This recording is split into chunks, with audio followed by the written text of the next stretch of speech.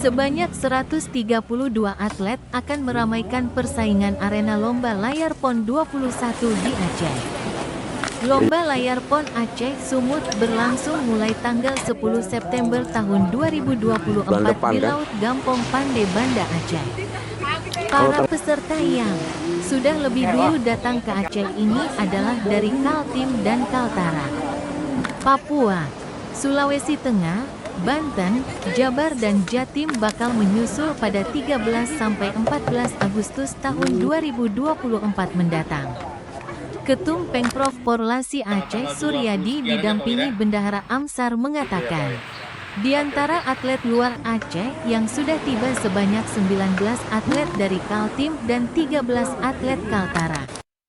Saat ini atlet kedua provinsi tersebut sedang menjajal perairan Laut Gampong Pandai Kota Banda Aceh untuk mengenal medan. Sedangkan total semua yang akan turun dalam lomba layar PON 21 Aceh Sumut nanti sebanyak 132 atlet dari 15 provinsi.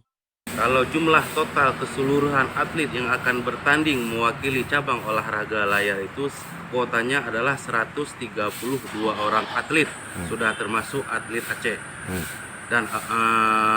Dan bila ditambahkan dengan official plus dengan panitia pelaksana inti dalam cabur layar ada sekitar 347 orang.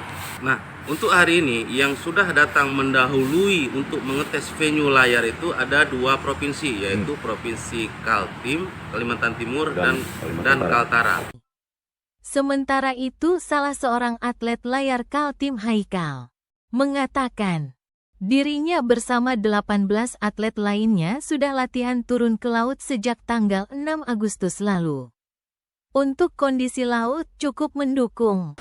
Anginnya juga kencang. Hanya saja gelombang laut yang besar selalu datang beriringan. Ini gelombangnya susah. Dempet-dempet baru besar. Terus anginnya juga kencang. Jadi makanya kita datang duluan ya. Untuk apa kita datang duluan? Biar lebih enak mainnya. Kayak kemarin saya di Jakarta itu sebelum prapon ya, itu saya latihan 1 bulan dulu sebelum tanding. Jadi kalau pas main tuh lebih enak lagi. Jadi udah tahu medan.